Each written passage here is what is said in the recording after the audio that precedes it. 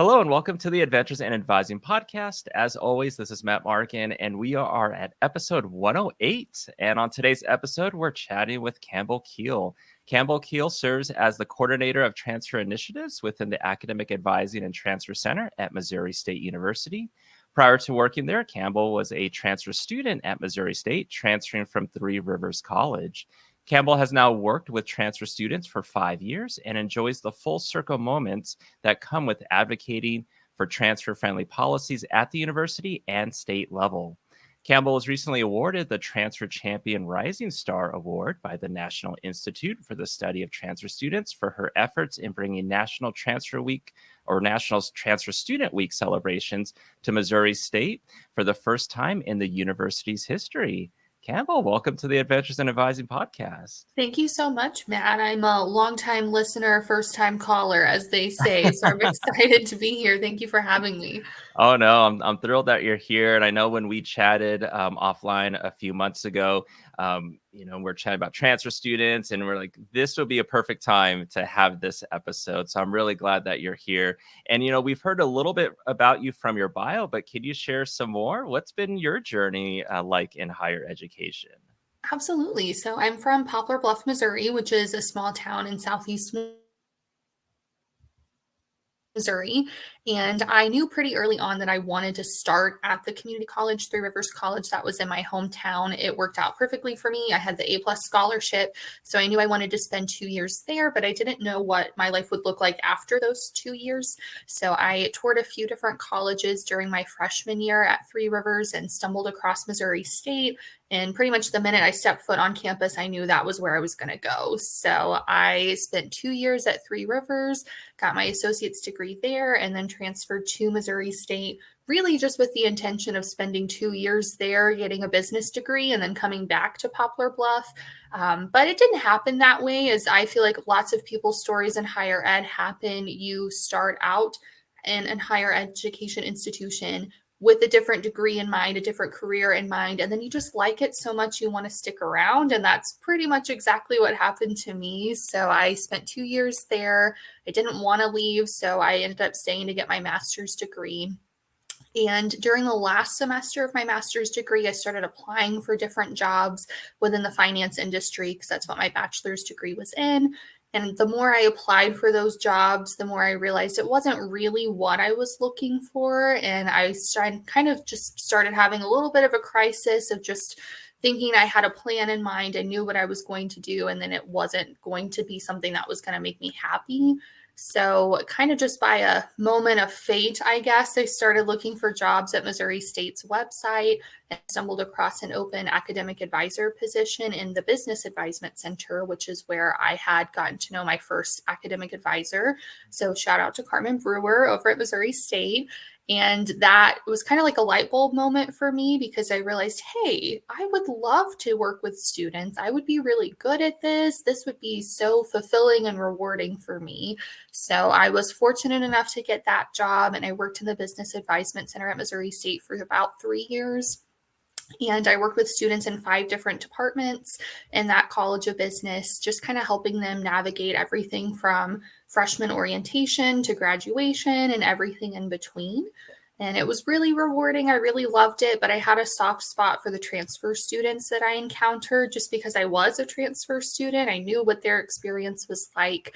And about in the middle of my 3rd year in the Business Advisement Center, the coordinator for transfer initiatives position opened up at Missouri State, and it was an opportunity to work with transfer students all day, every day. So it was kind of difficult to leave an environment that I really enjoyed and the students that I got to know, but I absolutely love working with the transfer students that I work with now, and it's transfer all day, every day, which is, again, that full circle moment, really rewarding for me.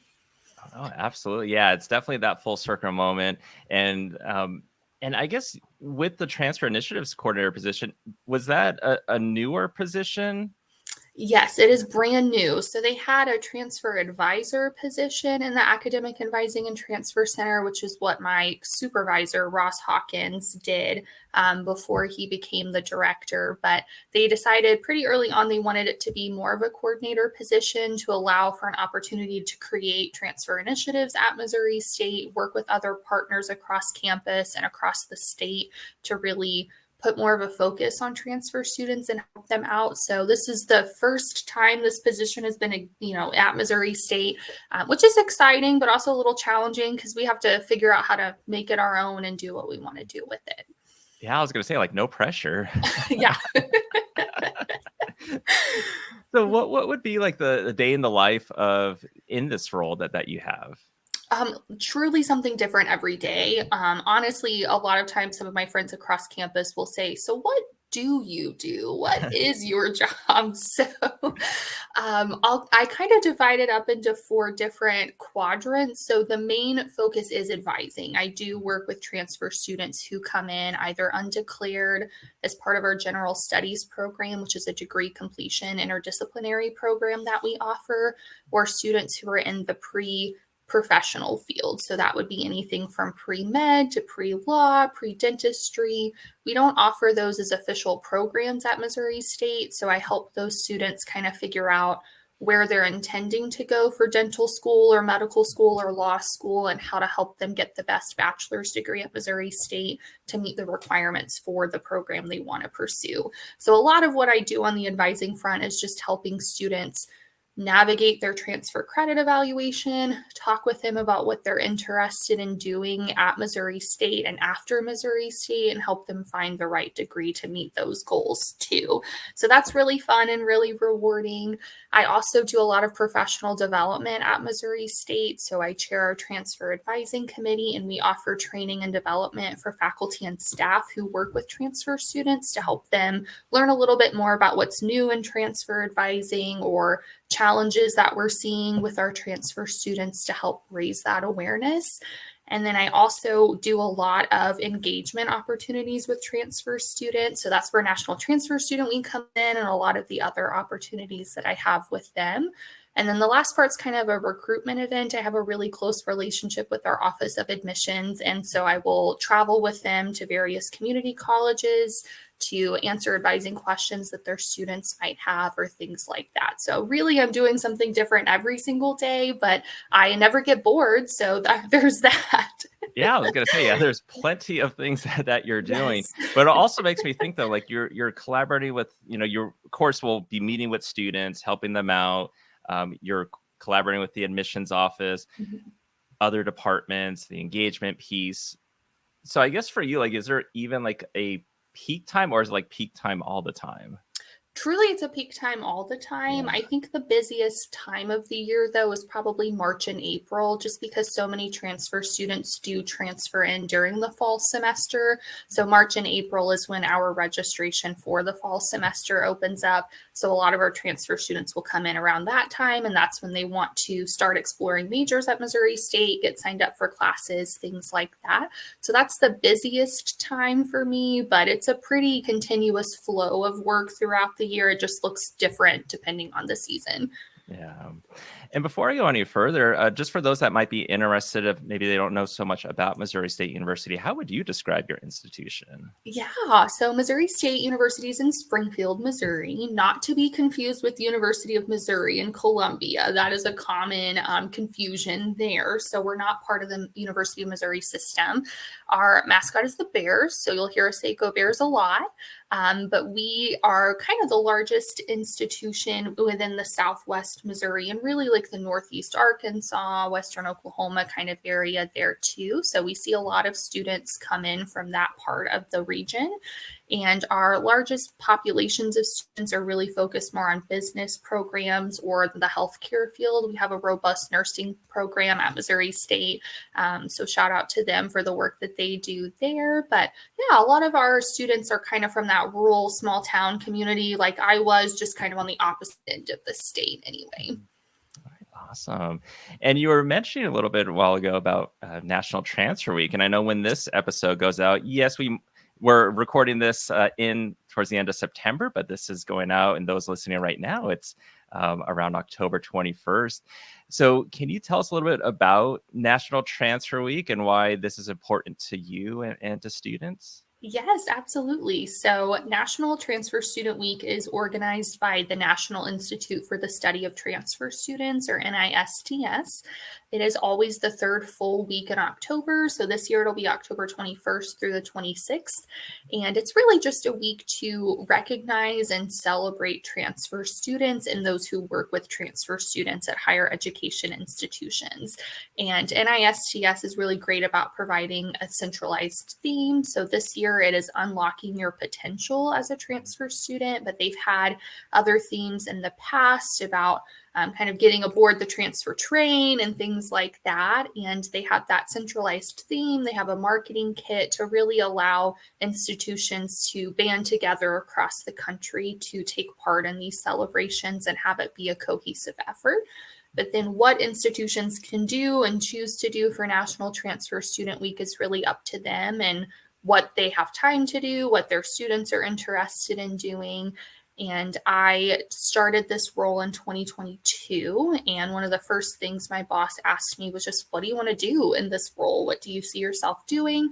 And National Transfer Student Week was one of the first things that came to my mind because great way to just make transfer students feel recognized and celebrated on campus. I think overall in higher education, we could do better about making our transfer students feel more like they are welcomed and, kind of value their presence. So this was a great way for Missouri State to get to do that. And it's grown every year. This will be the third year that we're celebrating it. And I'm really excited for what we have planned.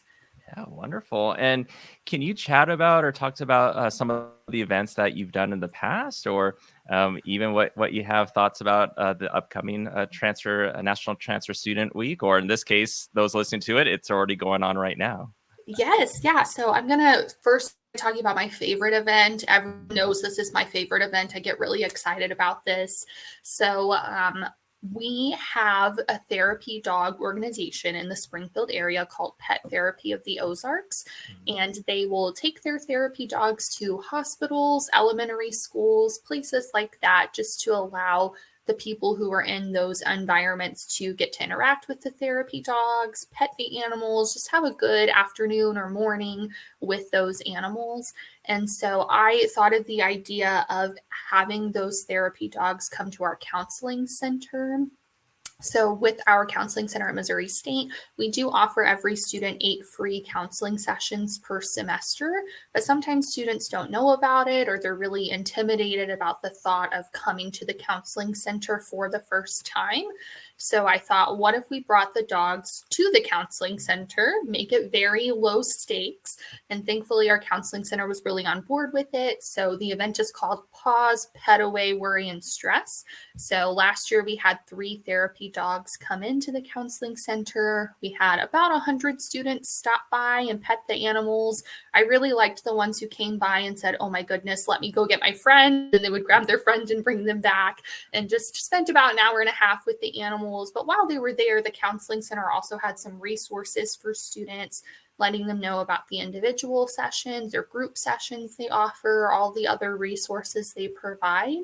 And that was a really wonderful way for them to get their foot in the door, see what the space is like, meet some of the counselors in that center, and obviously pet the dogs too. I'm a huge dog lover, so that was really fun. And a lot of those students ended up coming back and taking advantage of those free services. And that idea really came from conversations that I kept having over and over with the students who would talk about how homesick they were and how much they missed their dog or cat or hamster or whatever they had. And obviously I couldn't bring their pet to them, but I could bring some pets to them. So it was a really great event, a lot of fun, and we're going to do that again this year, which I'm really excited about. We also have a kickoff event with free donuts. So Dunkin' Donuts is a really wonderful partner with Missouri State, and they donate donuts for us to do. So every Monday morning during National Transfer Student Week, that's the first thing we do. We'll pass out donuts to anybody who walks by and lets them know about the other events that we'll have throughout the week. So it's a good way to kind of spread awareness just in case they don't see our social media efforts or flyers or anything like that. too. So those are some of my favorites. Yeah, very cool. And in this case, the two that you mentioned, you're working with, other organizations, and so I guess that leads into a question I have is like budget wise. It seems like budget is a thing that is always an issue at many institutions. You only have so much money to spend on things. So how can you have this engagement? How can you have these types of events? So how do you work around that with working with other organizations, other departments, but still trying to put on something and make these students feel welcome and engaging with them? Yes. So, fun fact for the listeners, I have zero budget for National Transfer Student Week, absolutely $0, which is probably a situation many others can relate to. So, I've had to be very creative about finding free efforts that we could do, things that we could partner with. And thankfully, we've had some offices on campus, including our Office of Student Engagement, who do have a budget and they are willing to partner with that. So I think probably the first piece of advice I have is to try to maximize free events when possible. So the Pet Therapy of the Ozarks, that's a charitable organization, volunteer-based. They don't charge for anything. So if you have a similar organization in your area, very easy collaboration, free. Usually they're willing to make that happen. I also have to get creative about partnering with outside organizations. So Dunkin' Donuts has volunteered their time and donated things as well for us in the past. So has Hy-Vee, one of our grocery chains, Chick-fil-A. So just kind of reaching out to other organizations in the area to see if they would be willing to donate food or resources or anything like that. You will hear no. I do hear no quite a bit, and that's okay. You just have to respect that because I don't have the resources to donate anything either through my office, so I completely understand. But really just kind of partnering with those organizations on your campus who do have money. I think it's really important if you are going to ask them for money to really articulate the vision behind it, why it matters, what the goal is, and help them understand how this could benefit students rather than just asking them for money or time or anything that they might have without kind of giving that explanation or providing that context. So I've been really fortunate to have partners like our student engagement or our counseling center who are willing to work with me and to make that happen. So it's been really nice to have the support from them, but it is hard. I will not pretend like any of it is easy. You have to work. I plan 6 months in advance for all of these things and ask a lot of individuals for their time and help and money. And thankfully it's worked out, but you will hear no quite a bit, especially in the beginning. Yeah. And kind of connected to this, you've also presented right on engaging with little or no budget and kind of connected that to Taylor Swift, right? Yes. So I'm a huge Taylor Swift fan. That is probably my number one personality trait. And I've been fortunate to be involved in MCATA, which is our state version of NACATA in the state of Missouri.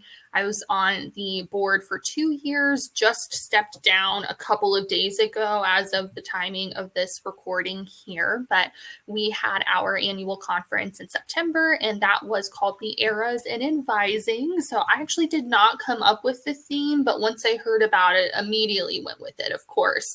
So this was kind of focused on the past, present, and future of advising. Charlie Nutt was our keynote speaker, and we all love Charlie, so he, of course, was fantastic. And our presenters leaned into the Taylor Swift themed too. We had friendship bracelets. We had the whole 9 yards. So it was a really great time. And I presented to some of my colleagues and MCATA, kind of talking with them about resources that I had at Missouri State, how I made this happen with no budget, and the events that we've done in the past and what we have planned for this year's National Transfer Student Week. And hopefully they had some ideas they could take with them as well. Awesome. Do you have a favorite? Is it difficult to say, or a question I shouldn't even be asking is like, is there a favorite song, or is it just like it's everything? Favorite song is really hard. I will say the Reputation album is my favorite, so it would probably be something from that, but my favorite song probably changes day to day for sure. Yeah. But at least if anything, she has so many songs out there. So It's true. There are so take many your pick. songs and genres and albums. I never get bored. Yeah. Have you gone to a concert of hers? I have. So I've seen her 5 times. I went to the Eras Tour 3 times last summer, and that was spectacular. So I saw her twice in Kansas City and once in Chicago and had the absolute best time. So if you can make it to a concert while it's still happening, you totally should. Wow, 5 times. I'm just thinking like all her concerts that sell out. So Mhm. congrats on making it Yeah, all those different yeah. times. It's kind of challenging to get tickets to them, but you make it work. So Yeah, absolutely.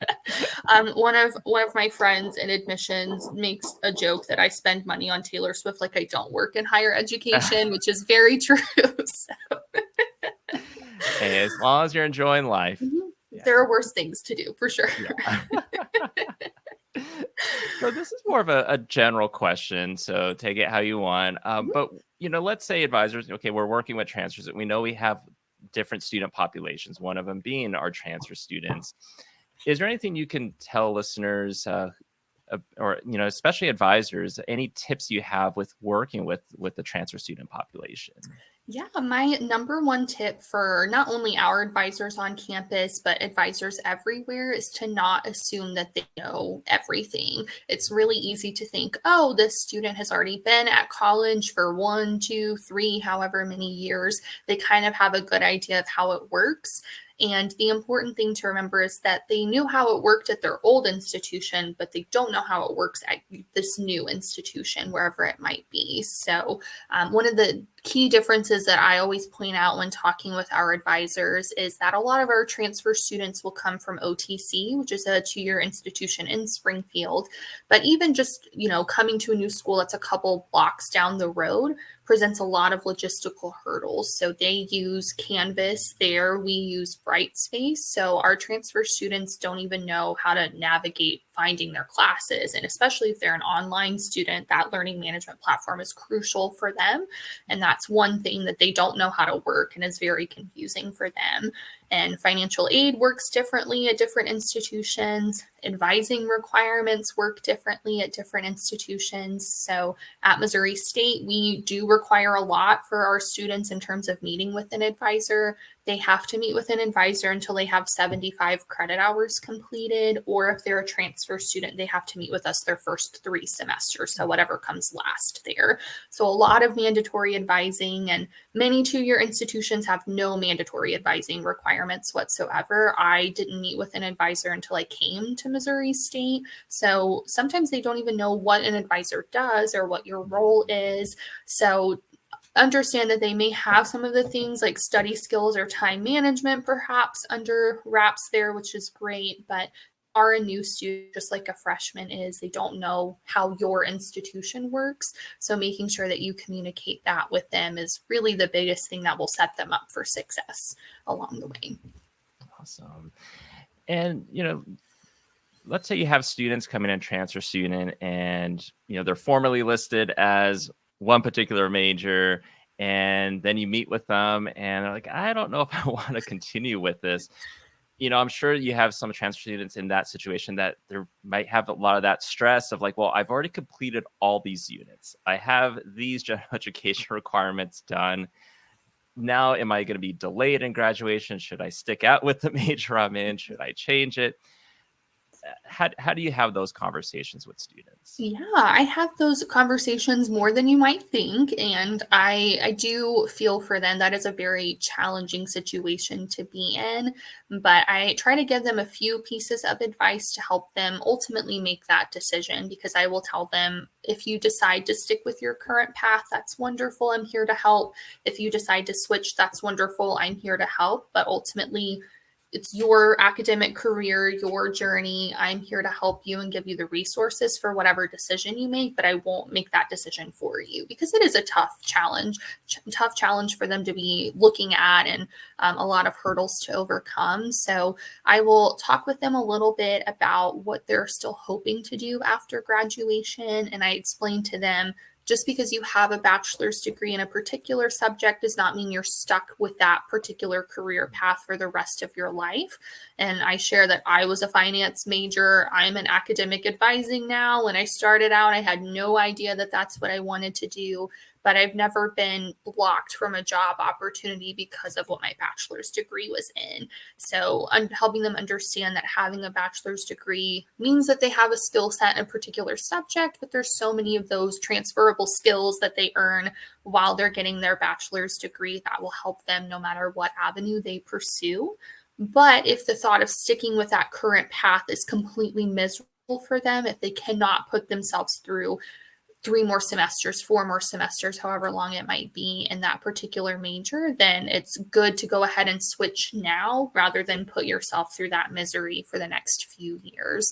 And so we have a really great partnership with our Career Center, and their Career Center here at Missouri State helps students with that career exploration process. And so I kind of explained to them that my job is to help them graduate. The Career Center's job is to help them find that job when they're done. And so sometimes our students will go talk with the Career Center and say, hey, if I do switch to this other degree, what will my career opportunities look like? What salary can I expect? Do I need to move to make this happen? That type of thing too. So I think it's important to help students realize that the end goal is getting a bachelor's degree, but just because you have a bachelor's degree in psychology or marketing or communication doesn't mean you're stuck with one career path for the rest of your life if you don't want to be anyway. Yeah, and a question, when students actually apply to Missouri State University, let's say they're a transfer student, are they able to mark like undecided or undeclared, or do they have to actually pick a major when they apply? Yeah, they can pick undeclared if they would like to. So that is an option within the entire list of majors there. If they do pick undeclared, they'll come and see me. And those conversations kind of vary depending on what their goals are. Sometimes students will pick undeclared because they didn't see the name of the major that they wanted. So they knew what they wanted, they just couldn't find it on there. A great example of that is business administration. We call it general business at Missouri State. So sometimes if students don't see business administration, they'll pick undeclared just to try to get that help to find what they were looking for. Other times, students have no clue what they want, and that's why they picked undeclared, and that's fantastic. So we'll talk with them a little bit about what they are hoping to do during their first semester at Missouri State. Some students want to have a major declared before they even take their first class here, which is perfect. So I'll spend some time with them, whether it's a few weeks or a few months, depending on how much time we have, helping them through the major exploration process. So just talking to them about what they're interested in, helping find that right major, and of course, letting them know how long it'll take for them to graduate with that program. But we also have students who want to use their first semester as an exploratory semester, and they can do that. Students at Missouri State can stay undeclared until they've completed that 75 credit hours, and then they have to have a major declared by that point.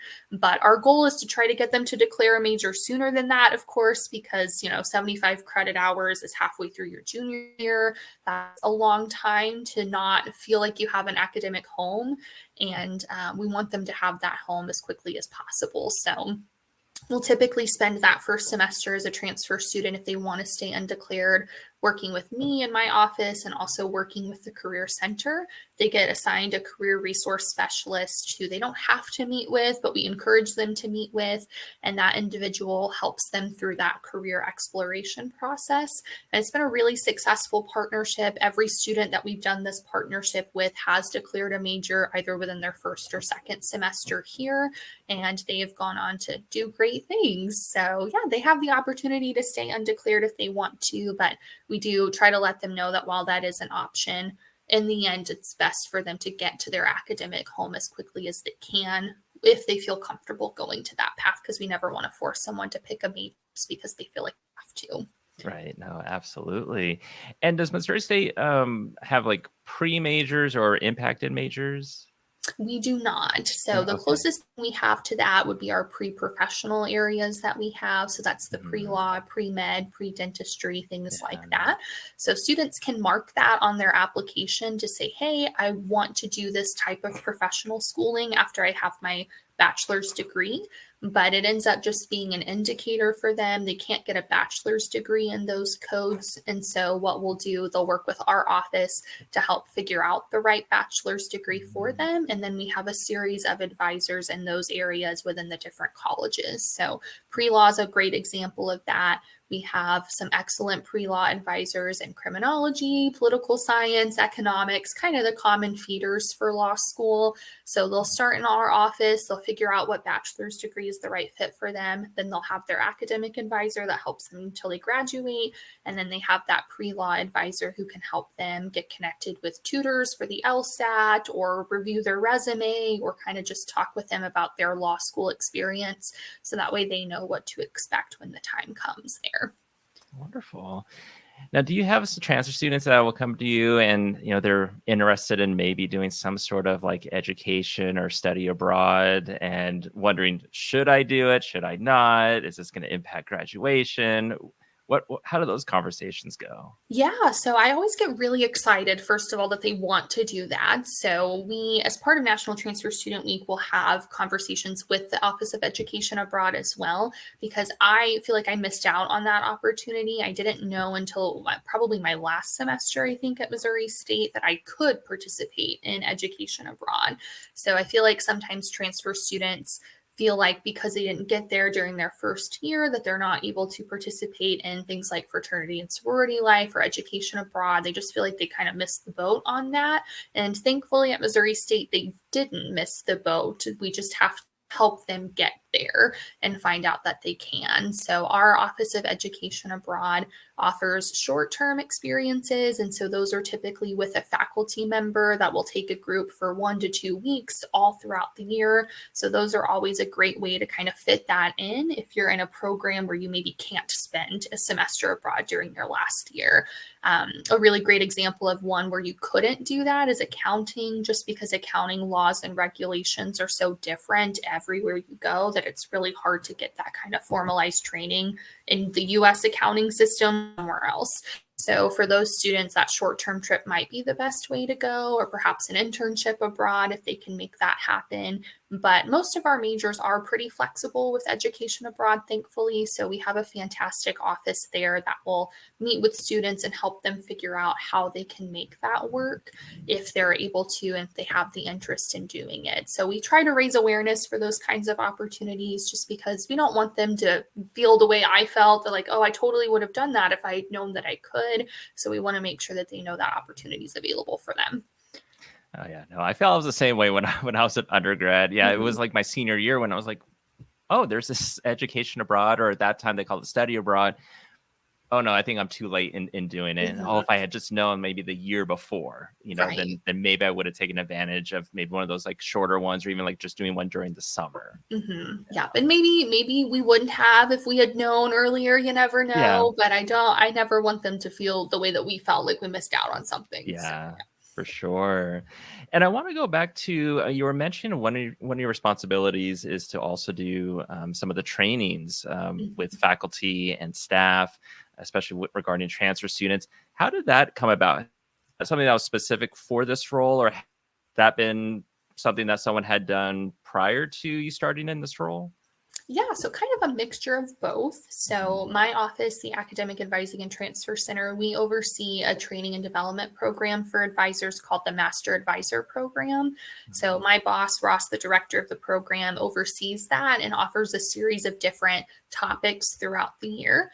We have 3 Master Advisor workshops per year. So, in May, August, and December. And that's an opportunity for anybody on campus to come and learn about not only advising, but financial aid, residence life, things like that as well, and just really learn a lot of information about advising in about a day and a half. So it is kind of information overload there. But at the end of that, you are Master Advisor certified. And the way to keep that certification is to attend 3 hours of professional development every year. So our office will partner with others on campus who are doing really great things and help them share information that would be relevant for those who work either in advising specific roles or in those adjacent to advising. So we'll have a lot of administrative specialists from advising centers attend our forums, because while they may not be directly advising students, they're kind of the front line for some of those questions that will be asked too. So we have various topics all throughout the year. But when I started in this role, I was asked to ensure that we have something for transfer advising once a semester, no matter what. So we've had this will, I guess, will be my 6th semester now, I think, in this role. So we've had something every single semester, which has been really helpful. During the fall semester, we always have it during National Transfer Student Week, just as kind of a, shameless plug there to spread the word and to have something for our faculty and staff advisors.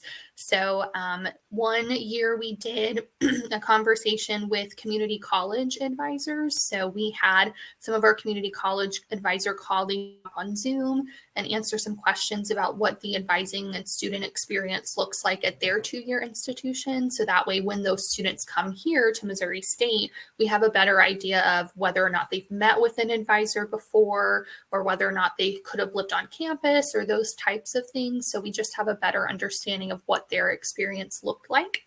And this fall, during National Transfer Student Week, our forum is going to be focused on what's new in transfer advising, because we've worked with the Office of Admissions and Computer Services to really revamp our transfer credit evaluation and reevaluation process. So it's a lot of exciting changes that we're going to debut during National Transfer Student Week. And we're also going to share a little bit about what's new with transfer advising in each of the various advising centers on campus, because we don't have a centralized advising model. And so every college has their own advising center. So they're going to share some relevant updates for transfer students there. And so that's just kind of a way for the word to be spread about transfer advising, make sure that people have that information regularly communicated to them. And we typically record those as well and put them on YouTube. So if you miss out on that hour, you still have access to that information, which has been really helpful. Yeah, very cool. Yeah. And it was mentioned in your bio that you were honored with the Transfer Champion Rising Star Award from the National Institute for the Study of Transfer Students. So this award recognizes individuals who are making important contributions but are relatively new to the transfer field. Can you tell us more about receiving this award? Yeah, that was crazy, very unexpected, very thankful and grateful for that. I got to know Emily and the team and the National Institute for the Study of Transfer Students at NACADA. So my first NACADA experience was the Portland conference, and that was a lot of fun, and she was there. So she knew my boss, Ross, from previous conferences, and we got to chat a little bit. And she has been so helpful and instrumental in bringing National Transfer Student Week to Missouri State. And then Ross and a couple other people in my office decided to nominate me for that award, which was very kind and generous of them. And flash forward to November of last year, I found out I won the award. So they had the annual conference in St. Louis in February. So I got to pick that up with 3 other transfer champion rising stars. And those 3 individuals are doing fantastic work at their institutions across the country. So it was really humbling to be in their company and to see the work that they do. So yeah, that was a really unexpected, delightful honor. So shout out to Emily from NIST for that. Thank you. well, very well deserved. So congratulations on that Thank award. you, Matt. And Campbell, we've talked about quite a few different things, especially a lot on transfer students. A very interesting conversation, a lot of great tips that you gave. And so I hope listeners were able to pick up on a lot of that and might be using that and adapting it to their institutions. But Campbell, thank you so much for being on the podcast today. Thank you for having me. I really appreciate it.